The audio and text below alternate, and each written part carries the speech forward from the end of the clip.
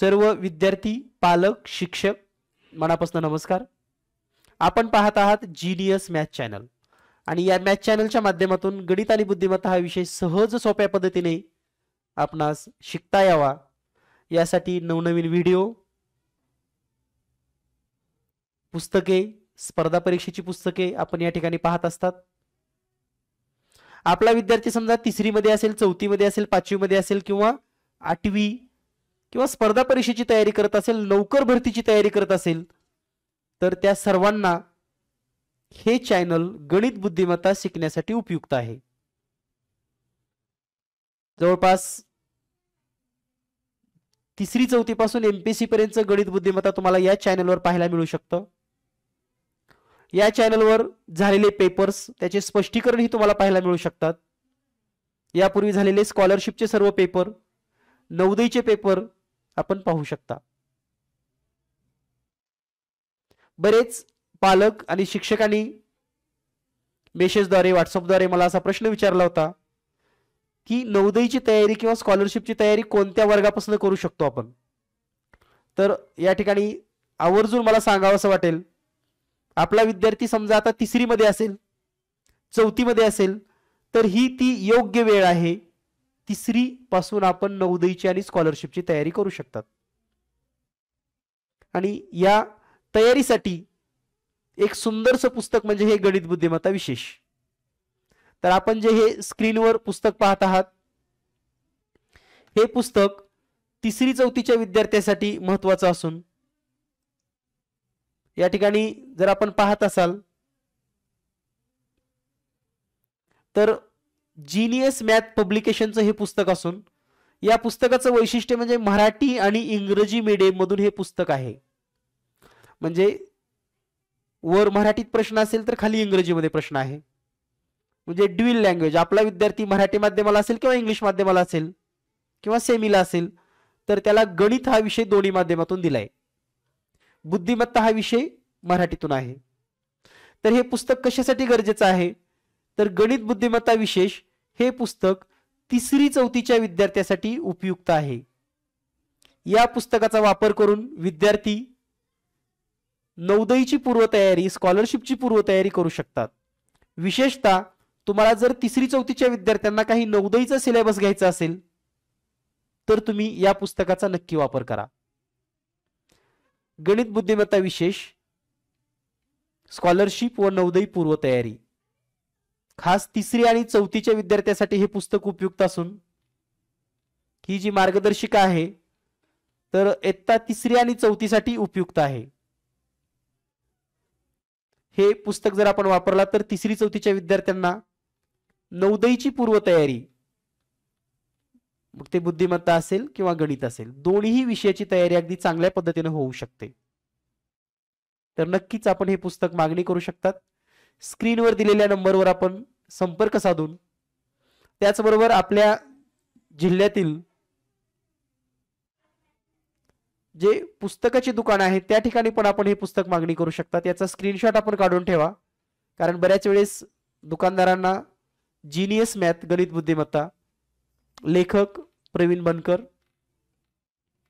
3री 4थीसाठीच हे पुस्तक आहे. 3री आणि 4थी दोन्ही वर्गांना हे उपयुक्त आहे. तर आजच आपण हे पुस्तक मागणी करू शकतात. यानंतर आपण ही जी मार्गदर्शिका पाहत आहात ही आहे जवाहर नवोदय विद्यालय नवीन अभ्यासक्रमानुसार. म्हणजे नवीन अभ्यासक्रमानुसार जे काही नवीन घटक झालेले आहेत त्या घटकांचा या ठिकाणी या मार्गदर्शिकेमध्ये समावेश असणार आहे. तर जवाहर नवोदय विद्यालय मार्गदर्शिका 2023, तर लवकरच आता ही 2024 साठी पण उपलब्ध होणार आहे. तर इयत्ता 5वी म्हणजे 6वी वर्गासाठी प्रवेश जवाहर नवोदय विद्यालय मार्गदर्शिका नवीन अभ्यासक्रमानुसार. बुद्धिमत्तेचे 100 आकृत्या या मार्गदर्शिकेमध्ये दिलेल्या आहेत. गणितामध्ये अवघड प्रश्न सोडवून दिलेत, म्हणजे 25 प्रश्नांचं स्पष्टीकरण दिलंय आणि 25 प्रश्न सरावासाठी दिलेले आहेत. बोर्डाच्या धर्तीवर उतार्यांची रचना केली असून व्याकरणात्मक प्रश्न, समानार्थी विरुद्धार्थी शब्दाचे प्रश्न, अशा सर्व बोर्डाप्रमाणे उतार्यांचा समावेश असलेली ही मार्गदर्शिका आपण घरपोच मागणी करू शकतात. यासाठी या ठिकाणी व्हॉट्सअप नंबर पण दिलेला आहे. त्याचबरोबर आपल्या जिल्ह्याच्या सर्व पुस्तकालयामध्ये हे पुस्तक तुम्हाला उपलब्ध होऊ शकतं. त्यामुळे जर आपला विद्यार्थी 4थी मध्ये असेल आणि 5वी मध्येच असेल किंवा आता 4थीला 5वीला जाणार आहे, तर तुम्ही ही मार्गदर्शिका आजच घरपोच मागणी करू शकतात. या मार्गदर्शिकेमध्ये मानसिक क्षमता चाचणी, अंकगणित, भाषा, दर्जेदार आणि भरपूर उदाहरणे या ठिकाणी दिलेले आहेत. तर ही मार्गदर्शिका आपणास घरपोच बायपोस्ट मिळू शकते आणि याच मार्गदर्शिकेचा अभ्यास करून आपण नवोदयला लागू शकाल. तर सर्वांना ही मार्गदर्शिका उपयुक्त असून भरपूर उदाहरणं, परीक्षेला येणारी उदाहरणं, परीक्षेच्या दृष्टीने एकमेव मार्गदर्शिका तुम्हाला उपलब्ध आहे. जवाहर नवोदय विद्यालय मार्गदर्शिका इयत्ता 5वी 6वी वर्गासाठी प्रवेश. तर आजच आपण ही मार्गदर्शिका खरेदी करू शकतात. जवाहर नवोदय विद्यालयासाठी महत्त्वपूर्ण प्रश्नसंच, जीनियस मॅथ पब्लिकेशनचा हा प्रश्नसंच आणि या प्रश्नसंचामध्ये जवाहर विद्यालय नवीन अभ्यासक्रमानुसार प्रश्नसंच सरावासाठी उपलब्ध होऊ शकतो. मार्गदर्शिकेसोबत जवाहर नवोदय विद्यालय प्रश्नसंच हे आपण मागणी करू शकतात. तर आपण आजच्या घटकामध्ये किंवा आजचा जो भाग असणार आहे आपला, यामध्ये पुढील महत्त्वाचा घटक पाहणार आहोत. नवोदय गेस प्रश्न, आणि हे नवोदयचे जे काही गेस प्रश्न आहेत एकूण 12 टॉपिक आपण समजून घेणार आहोत. तर त्यामधील आजचा जो पुढचा घटक आहे तो म्हणजे अवयव आणि गुणित.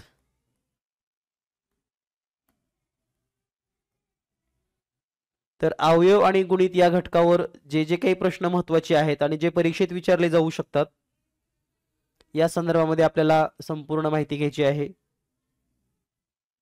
तर अवयव आणि गुणितचा जर आपण अभ्यास केला तर लक्षात घ्या, लसावी आणि मसावी या घटकावर आपल्याला प्रश्न विचारले जाणार नाहीत. म्हणजे लसावी आणि मसावी आपण घटक शिकलो आहोत, परंतु त्या घटकावर प्रश्न विचारले जाणार नाहीत. आणि सर्व विद्यार्थ्यांना मी हे सांगू इच्छितो की तुम्ही विनाकारण मनामध्ये टेन्शन ठेवू नका. पेपर खरंच सोपा असणार आहे. त्यामुळं हे पाहू का, ते पाहू का, इकडलं सोडवू का, तिकडलं सोडवू का, असं अजिबात टेन्शन घेऊ नका. या 10 ते 12 दिवसामध्ये जे काही आपण घेणार आहोत याच्यापेक्षा वेगळं काहीही परीक्षेत राहणार नाही.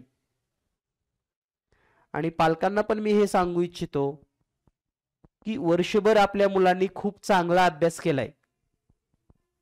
त्यामुळे परीक्षेच्या आता शेवटच्या 10-12 दिवसामध्ये विनाकारण विद्यार्थ्याची धावपळ करू नका. धावपळ म्हणजे काय, हा क्लास कर, तो क्लास कर, हे बघ, ते बघ, इकडला पेपर सोडव, तिकडला पेपर सोडव.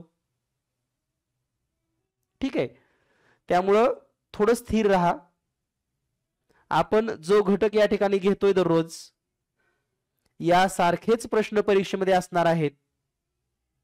त्यामुळे गणिताच्या बाबतीत तर अजिबात टेन्शन घेऊ नका. दुसरा एक सल्ला आहे माझ्या सर्व विद्यार्थ्यांसाठी, पालकांसाठी, की आपल्या पेपर सेट मध्ये जो आपण प्रश्नसंच दिलेला आहे तुम्हाला,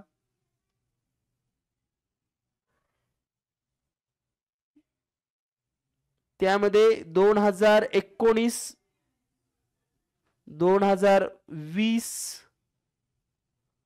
2021, 2022 आणि 2023 या 5 वर्षामध्ये जे मराठीचे उतारे दिलेले आहेत, मराठी उतारे, या 5 वर्षातलेच सांगतोय मी, लक्षात घ्या. आणि परीक्षेत आलेले 19, 20, 21, 22 आणि 23 या 5 वर्षामध्ये परीक्षेमध्ये जे जे प्रश्न आलेले आहेत ते सर्व प्रश्न आणि या प्रश्नामध्ये जे मराठीचे उतारे आहेत, तर मुलांनो हे उतारे वाचन करा. हेच उतारे का वाचन करा म्हणतोय मी तुम्हाला, कारण या उतार्याची जी भाषा आहे अगदी तशाच पद्धतीची भाषा आपल्याला येणाऱ्या परीक्षेमधील उतार्यात दिसेल. त्यामुळे हे उतारे महत्वाचे का आहेत,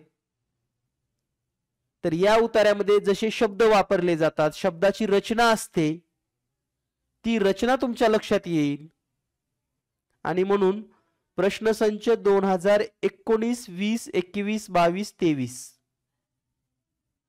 आणि या घटकावर प्रश्न कोण्या पद्धतीने विचारला जातो, समानार्थी शब्द कसा विचारला जातो, किंवा त्या एखाद्या शब्दाचा मिनिंग कसा विद्यार्थ्यांना कन्फ्युजिंग मध्ये टाकतो, हे तुम्हाला लक्षात येईल. त्यामुळे हे वाचन चालू ठेवा.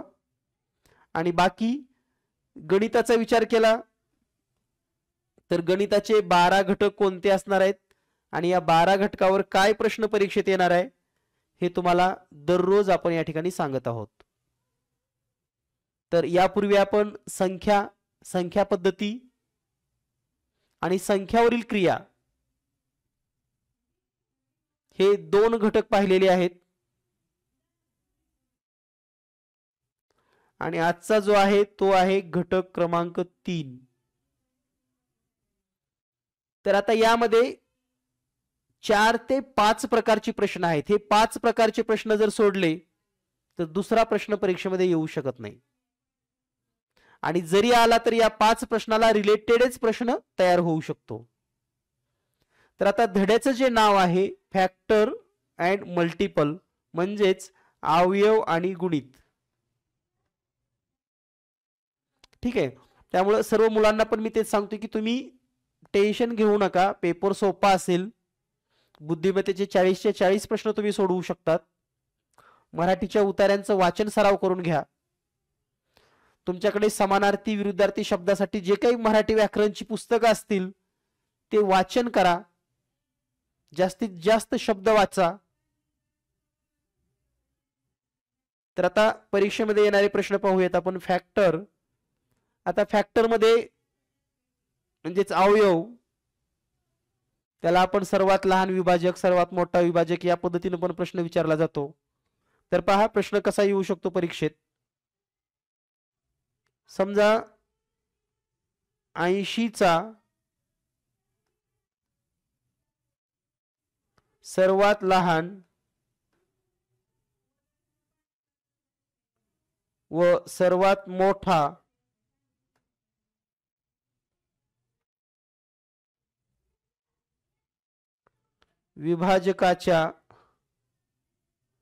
विभाजकाची बेरीज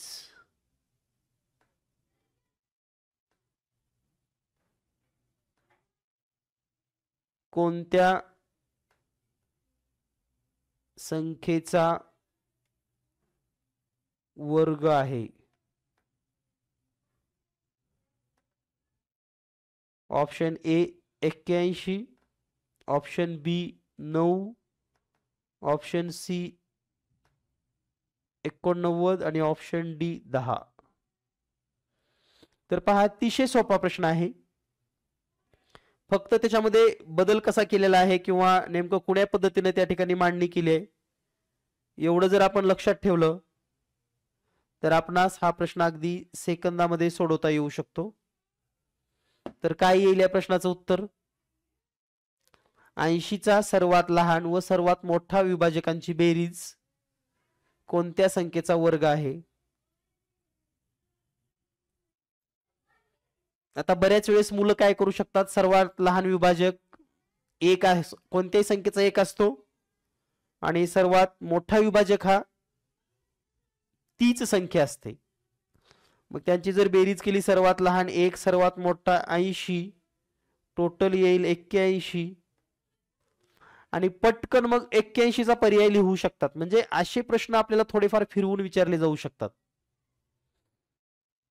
मग 80चा सर्वात लहान विभाजक 1, सर्वात मोठा विभाजक 80, दोन्हीची बेरीज 81, हा कुणाचा वर्ग आहे? तर हा आहे 9चा वर्ग 81. म्हणून याचं उत्तर असेल पर्याय बी. ठीक आहे. कधी कधी असाही प्रश्न येतो या बेरजेचे एकूण विभाजक किती आहेत? म्हणजे थोडक्यात 81 ला भाग जाणाऱ्या एकूण संख्या किती आहेत असाही प्रश्न येऊ शकतो. सर्वात लहान, सर्वात मोठा, त्यांची बेरीज आणि त्यांना एकूण किती विभाजक आहेत. तर विभाजक जर आपण पाहिले 81 ला तर कोणत्या कोणत्या संख्येने भाग जातो? 1, 3, 9, 27 आणि 81. तर हे 5 विभाजक आहेत. लक्षात आलं आपल्या सर्वांना? तर यावर प्रश्न परीक्षेमध्ये असू शकतात. यानंतर पुढचा प्रश्न पाहूया आपण. याचा स्क्रीनशॉट घेऊ शकता तुम्ही जर हवा असेल तर. यानंतर पुढील प्रश्न आहे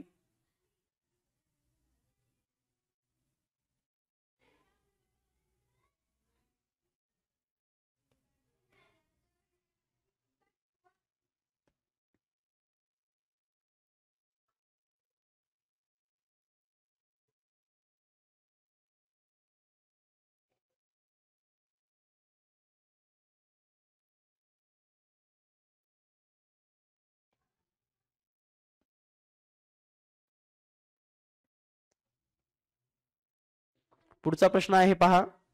अवयव मध्येच समजा आपल्याला एखादी संख्या दिलेली आहे 72. 72 चे मूळ अवयव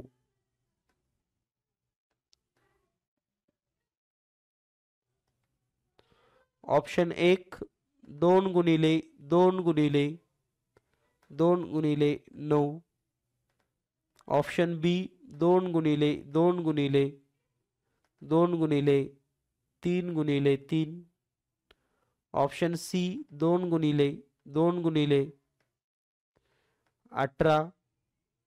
ऑप्शन डी 2 गुणिले 2 गुणिले 2 गुणिले 3 गुणिले 3 गुणिले 3. आता पहा, तुम्ही या प्रकारचे प्रश्न बऱ्याच वेळेस सोडवलेले आहेत आणि अगदी सेकंदामध्ये हा प्रश्न कसा सोडवायचा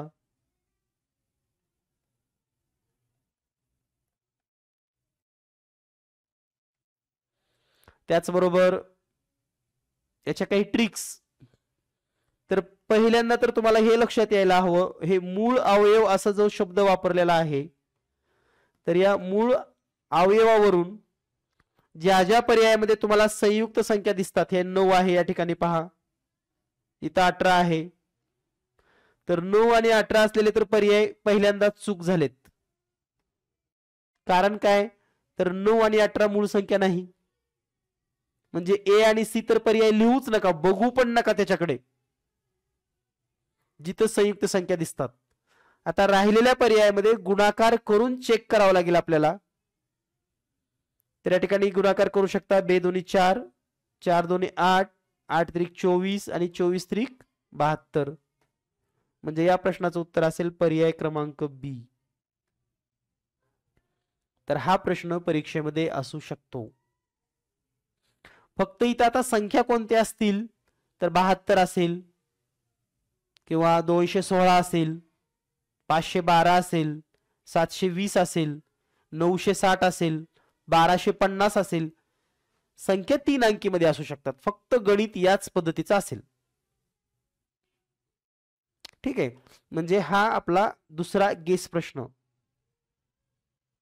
आणि मी काल सांगितल्याप्रमाणे की यावेळेसचं मेरिट हे गणित तुम्हाला खूप सोपं राहणार आहे. मराठीमध्ये एक पण प्रश्न चुकता कामा नये. मी वारंवार सांगतोय, या वर्षीचं खरं मेरिट हे मराठीवर असेल. गणितामध्ये तुम्ही 19-20 मार्क घेऊ शकाल, पण मराठीमध्ये 20 पैकी 20 घेतला तरच आपला नंबर लागेल. चला यानंतर नेक्स्ट क्वेश्चन पाहूया पुढचा. त्यानंतर पुढे फॅक्टर्स आणि मल्टिपल्स मध्ये फॅक्टर्स वरचा आणखी एक महत्त्वाचा प्रश्न आपण या ठिकाणी समजून घेऊयात.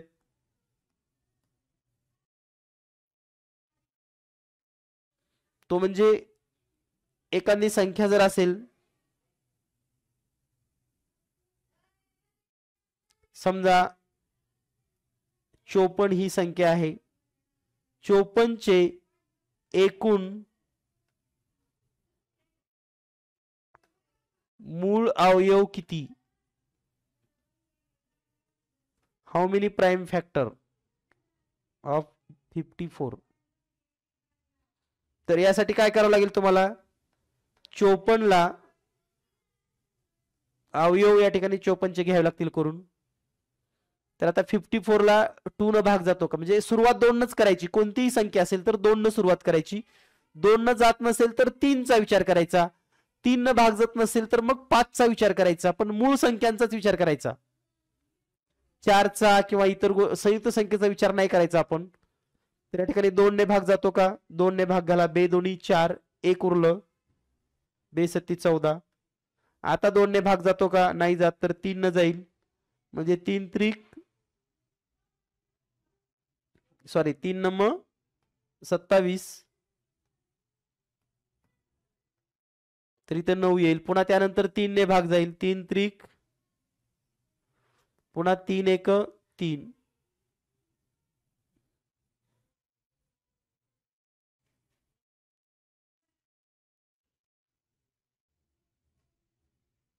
म्हणजे किती अवयव आहे त्याला मग एकूण मूळ अवयव?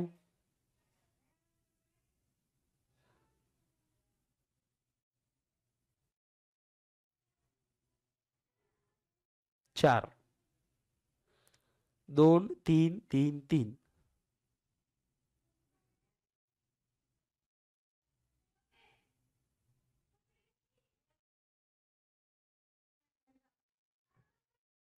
ठीक आहे.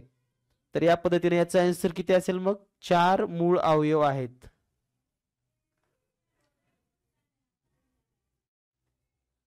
तर हे लक्षात ठेवा. यानंतर या ठिकाणी संख्या दुसरी कोणती असू शकते, पण आपल्याला मूळ अवयव काढता येणं गरजेचं आहे. तर यामध्ये फॅक्टरवरचे तुम्हाला प्रश्न लक्षात आले. तर या प्रश्नाच्या पेक्षा वेगळा काही प्रश्न परीक्षेमध्ये येणार नाही. तर सांगितलेले जे काही प्रश्न आहेत यामध्ये सर्वात लहान विभाजक, सर्वात मोठा विभाजक, त्यांचं मूळ अवयवाच्या रूपामध्ये गुणाकार, एकूण मूळ अवयव किती आहेत, यावर आधारित प्रश्न परीक्षेत असतील. यानंतर पुढचा जो प्रश्न असेल या घटकावर,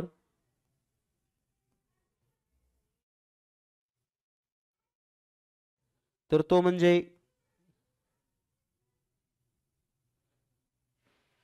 या मूळ अवयवामध्ये जर मूळ अवयवांचा गुणाकार केला, म्हणजे उदाहरणार्थ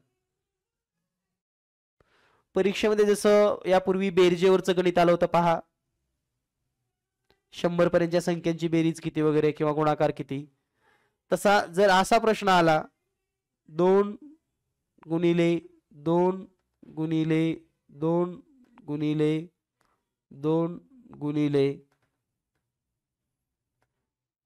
असे 26 वेळा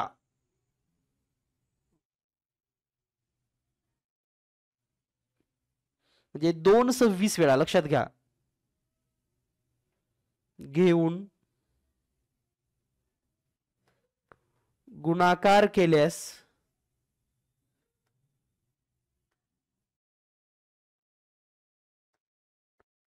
एकक स्थानी कोणता अंक येईल?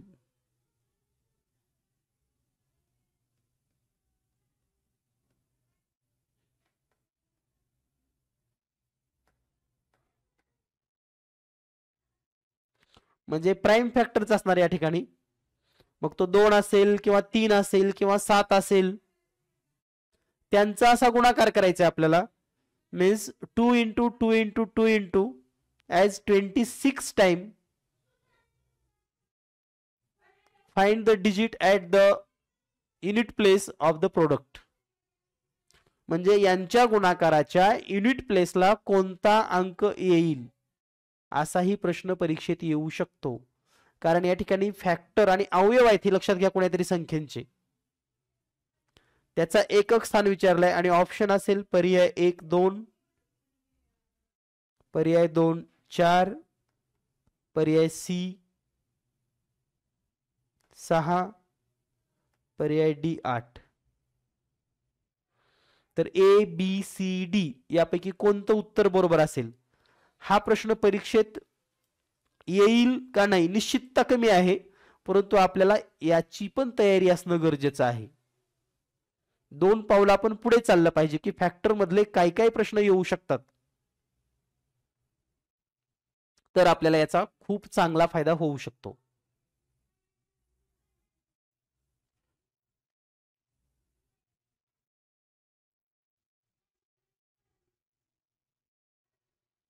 तर पहा काय उत्तर येतं बरोबर. करेक्ट. तर या प्रश्नाचं जे योग्य उत्तर आहे ते म्हणजे पर्याय क्रमांक बी 4. आता हे कसं ठरवायचं ते तुम्हाला सांगतो मी. किती वेळा गुणाकार सांगितलाय आपल्याला? 26 वेळा. तर त्या 26 ला 4 न भागायचं, प्रत्येक वेळेस 4 नच भागायचं हे लक्षात ठेवा. 26 ला 4 ने भाग द्या. मग तिथं 2 असेल, 3 असेल, 5 असेल, 7 असेल, कोणतीही मूळ संख्या असेल, एनी प्राइम नंबर, तर किती वेळा सांगितले त्याला आपण 4 ने भाग द्यायचा. भाग दिल्यानंतर 4 सख्ख 24 या ठिकाणी येईल आणि बाकी किती आली? 2. बाकी आलेली आहे 2. तर आपल्यासाठी बाकी महत्वाची आहे, लक्षात घ्या. बाकी किती आहे? 2.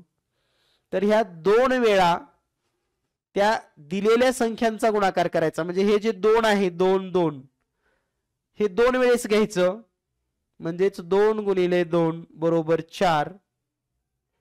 हे 2च वेळेस का घेतलं? तर आपली बाकी 2 आहे. जर बाकी 3 असती तर आपण 2 गुणिले 2 गुणिले 2 3दा घेतलं असतं. जर बाकी 1च असती तर फक्त एकदाच 2 घेतलं असतं. बाकी 0 आली तर 4 वेळेस घ्यावं लागतं, एवढं लक्षात ठेवा. बाकी जर 0 असेल तर 4 वेळेस आपल्याला तो अंक घेऊन त्यांचा गुणाकार करावा लागतो. तर या पद्धतीने आपल्याला या प्रश्नाचं उत्तर येईल 4. लक्षात आलं? याचा पण स्क्रीनशॉट आपण घेऊ शकतात. यानंतर पुढचा प्रश्न पाहूयात आपण यासारखाच. आता त्याचं उत्तर मला तुम्ही काढून दाखवा.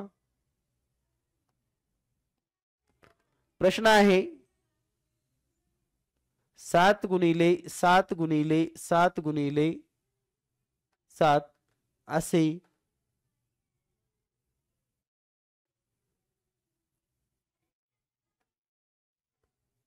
17 वेळा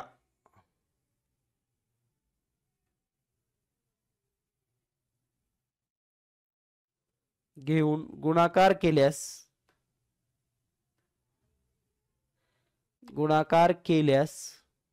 एकक स्थानी म्हणजे unit प्लेसला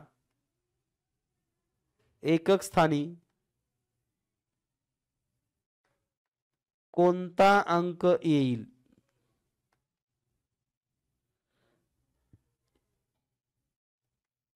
Find the unit place of the given 7 into 7 into 7 at the 17 times multiple. Then which digit come at the unit place?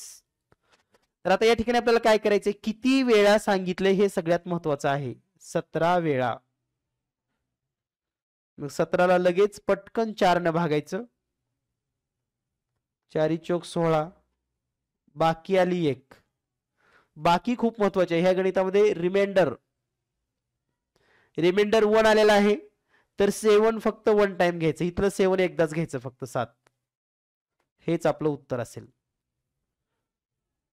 म्हणजे अगदी 10 सेकंदामध्ये तुम्ही हे उत्तर काढू शकतात. त्यांनी गुणाकार किती वेळा सांगायचा तेवढा सांगू द्या. 100 वेळा असेल, 1000 वेळा असेल, 10,000 वेळा असेल.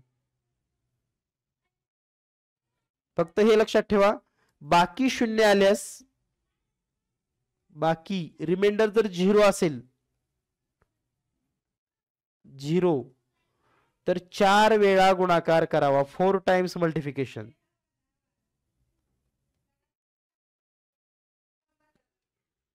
ठीक आहे.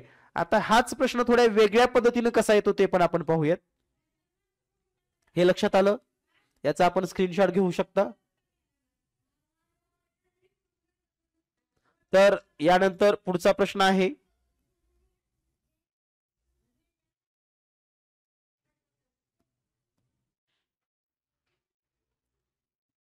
तीनचा घातांक 147 याच्या एकक स्थानी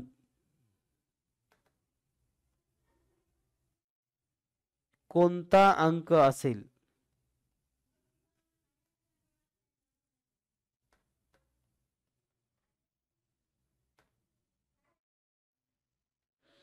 तीनचा घातांक 147 याच्या एकक स्थानी कोणता अंक असेल?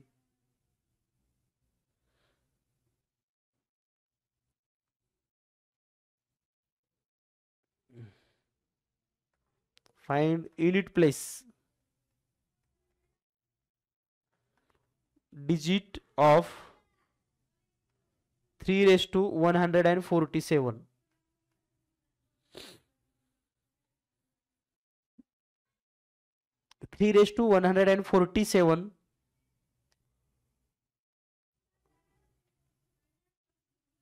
at the unit place which digit come? कोणता अंक असेल युनिट प्लेसला? आता तीच प्रोसेस आहे, लक्षात घ्या. 3चा घातांक 147 असेल म्हणजे याचा अर्थ 3 गुणिले 3 गुणिले 3 गुणिले आपल्याला 147 वेळा लिहायचं आहे. 3 गुणिले 3 गुणिले 3 गुणिले 147 टाइम्स. मग पुन्हा आपल्याला काय करावं लागेल? 147 ला 4 ने भागावं लागेल. 147 डिवायडेड 4, 4 त्रिकोण 12, 2 उरलं 7 येईल, 4 सक्क 24. आपल्याला फक्त बाकी किती उरते हे महत्वाचं आहे, रिमाइंडर. रिमाइंडर किती आहे? 3. आता रिमाइंडर जर 3 असेल तर 3चा 3 वेळेस गुणाकार करायचा म्हणजे 3 गुणिले 3 गुणिले 3 म्हणजे 27 आणि म्हणून एकक स्थानी येणार 7. याचा आन्सर काय असेल? 7. पहा, लक्षात आलं का? तर हा थोडा वेगळ्या प्रकारचा प्रश्न आहे, जर परीक्षेत आला तर आपल्याला सोडवता आला पाहिजे. यानंतर आपण नेक्स्ट क्वेश्चन पाहूयात. तर तुम्हाला जमेल हा प्रश्न, काय अडचण नाही.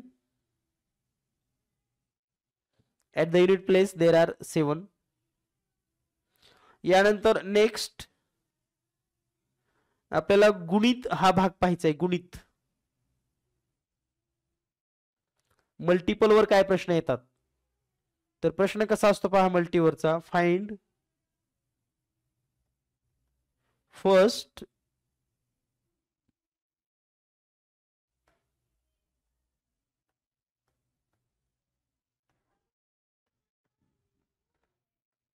सम ऑफ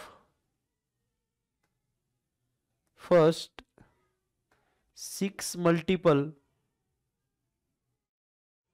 ऑफ 5. म्हणजे याचा मराठीत अर्थ काय होतो?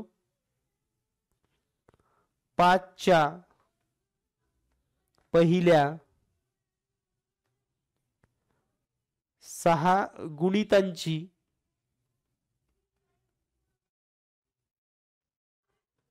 बेरीज किती? 5च्या पहिल्या 6 गुणितांची बेरीज किती? तर पहा, 5चे जे फर्स्ट 6 मल्टिपल आहेत, 5चे 6 मल्टिपल,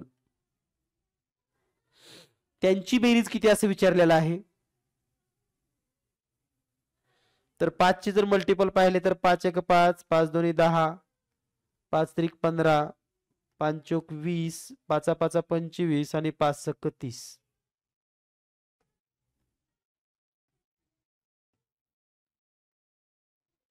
यांची बेरीज आपल्याला करायची आहे. 5 10 15 20 25 30 हे 6 गुणित आहेत. 5 चे 6 मल्टिपल, 6 मल्टिपल ऑफ 5. तर याची ऍडिशन करताना एक सोपी पद्धत सांगतो मी तुम्हाला. पहिल्या आणि शेवटची बेरीज करा. 30 आणि 5 35 येतं. पुन्हा दुसरा आणि पुन्हा त्यानंतर सेकंड लास्ट 25 आणि 10 हे पण 35 येतं. आणि 15 आणि 20 हे पण 35 येतं. म्हणजे बेरीज करायला आपल्याला सोपं जाईल यासाठी तुम्हाला सांगतोय मी. आता 5 त्रिक 15 ला 5, 701, 3 त्रिक 9 1 10, 105. तर या पद्धतीने आपल्याला हा प्रश्न सोडवता येणं अपेक्षित आहे.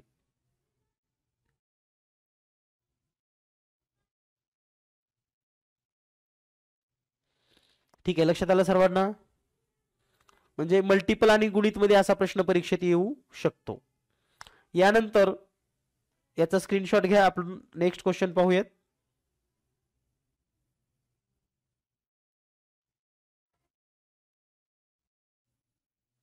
तर पुढचा प्रश्न आहे,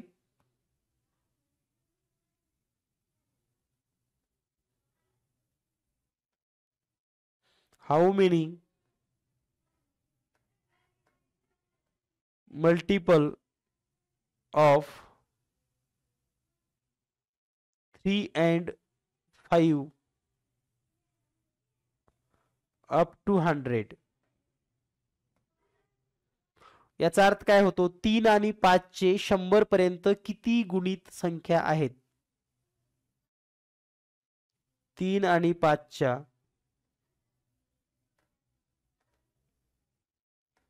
100 पर्यंत एकूण किती गुणित आहेत?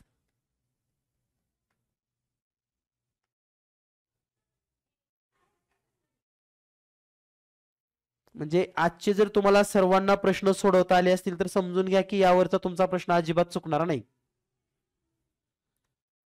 तर 3 आणि 5 च्या 100 पर्यंतच्या एकूण गुणित किती आहेत? तर आता 3 आणि 5 चा म्हटलंय म्हणून काय करायचंय सुरुवातीला, तर 3 आणि 5 यांचं सामायिक गुणित कोणतं आहे दोन्हीला पण?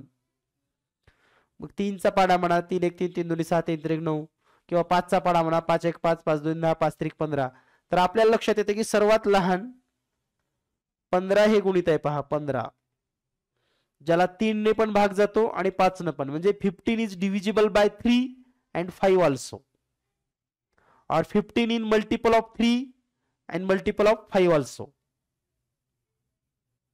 तर आता मल्टिपल ऑफ 15 मधले सर्व नंबर लिहायचे अप टू 100 पर्यंत. म्हणजेच 30, 45, 60, 75, 90. तर हे जे 15, 30, 45, 60, 75 आणि 90 हे 3चं पण मल्टिपल आहे, गुणित आहे, आणि 5चं पण गुणित आहे. आणि मग अशी एकूण किती आहेत? 6. किती आहेत? 6. कदाचित प्रश्न असा पण येऊ शकतो, 3 आणि 5 च्या 100 पर्यंतच्या सर्व गुणितांची बेरीज किती? लक्षात घ्या, कारण काठिण्य पातळी ते खूप काही हाय लेवलचा प्रश्न विचारणार नाहीत, परंतु जी माहिती आहे त्याच माहितीचा वापर करून बेरीज वजाबाकी गुणाकार असे प्रश्न विचारू शकतात. बेरीज वजाबाकी गुणाकार असे प्रश्न विचारू शकतात, हे लक्षात ठेवा.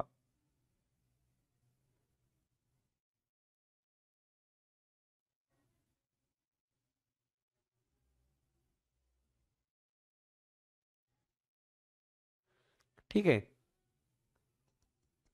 यानंतर नेक्स्ट क्वेश्चन, पुढचा प्रश्न पाहूया आपण. तर हे महत्वाचे प्रश्न आपण डिस्कस करतोय जे परीक्षेत येऊ शकतात. एका सिग्नलवर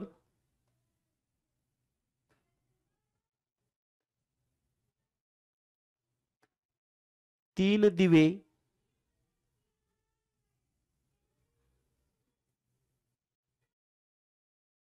अनुक्रमे 10 मिनिट,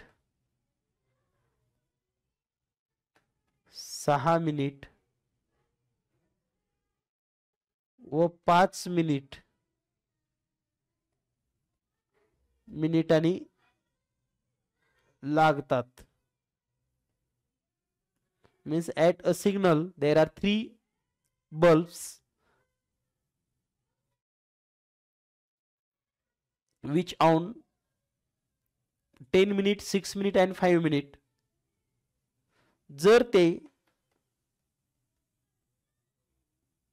8:20 एकदाच चालू झाले किंवा लागले थोडक्यात, तर नंतर तिन्ही दिवे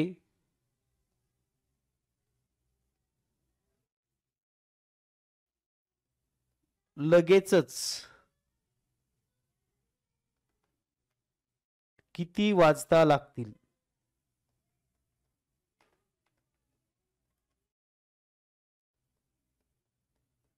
आता बऱ्याच जणाला काय वाटतं की हा प्रश्न एलसीएम मधला आहे. बऱ्याच विद्यार्थ्यांना असं वाटतं की हा प्रश्न एलसीएम मध्ये आहे, कारण एलसीएमच्या टॉपिक मध्ये असा प्रश्न आपण देतो. परंतु आता एलसीएम टॉपिक तर वगळलाय. होय, एलसीएम टॉपिक परीक्षेला येणार नाही.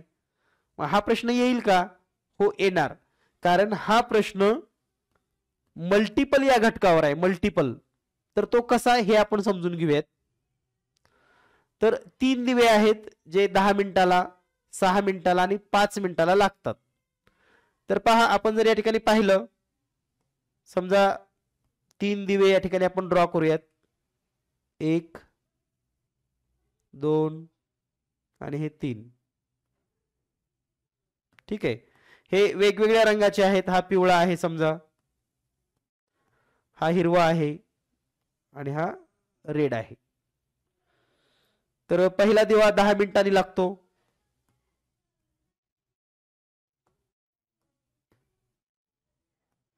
पहिला दिवा 10 मिनिटांनी लागतो, दुसरा 6 मिनिटांनी, तिसरा 5 मिनिटांनी. ठीक आहे. आता सकाळी 8:20 हे दिवे एकदाच लागलेले आहेत. तर आता या 10चं मल्टिपल, 6चं मल्टिपल आणि 5चे मल्टिपल लिहा. तर 10 20 30 40 50 60 हे थोडेफार लिहिलेत आपण. इथे 6चा लिहिले तर 6 1 6, 6 2 12, 6 3 18, 6 4 24, 6 5 30, 6 6 36, 6 7 42 आणि पुढे 5 मल्टिपल लिहिले तर 5 1 5, 5 2 10, 5 3 15, 5 4 20, 5 5 25, 5 6 30, 5 7 35. म्हणजे हे दिवे या स्पीड न लागणार आहेत. 10 मिनिटाच्या फरकानं, 6 मिनिटाच्या फरकानं आणि 5 मिनिटाच्या फरकानं. म्हणजे after 10 minute interval, 6 minute interval and 5 minute interval. पण हे लागत असताना तुम्हाला एक लक्षात आलं असेल, 30 मिनिटानंतर प्रत्येक दिवा तुम्हाला लागलेला या ठिकाणी दिसतो. म्हणजे जो पिवळी जी लाईट आहे ते 30 मिनिटांनी लागलेली आहे, ग्रीन लाईट पण 30 मिनिटांनी लागलेली आहे आणि रेड लाईट पण 30 मिनिटांनी आपल्याला लागलेली दिसते. ठीक आहे. याचा अर्थ 30 मिनिटानंतर हे दिवे पुन्हा एकदाच लागतील. पहा, कळलं का? कारण पिवळा दिवा 10 मिनिट झाल्यावर लागेल, 20 मिनिट झाल्यावर लागेल, 30 मिनिट झाल्यावर. हिरवा दिवा 6 12 18, लाल दिवा 5 10 15. म्हणजे 30 मिनिटानंतर. म्हणजेच पहा या ठिकाणी 8:20 अधिक 30 मिनिट, तर हे मिनिटामध्ये प्लस होतील आणि 8:50 पुन्हा ते दिवे लागतील. हे लक्षात ठेवा. तर या पद्धतीने तुम्हाला हा प्रश्न सोडवावा लागेल. आता यावर आणखी एक असाच प्रश्न घेऊयात.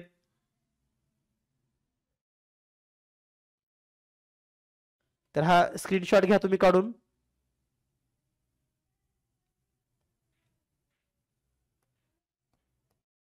तर पुढचा प्रश्न आहे. तर प्रश्न पूर्ण लिहित नाही. मंदिरातील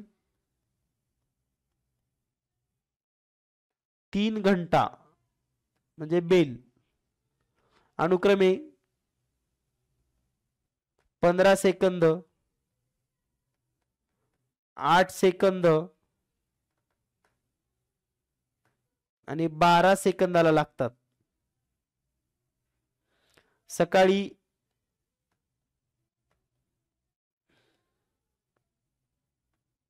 9:25 एकदाच वाजले ॲट अ टाइम.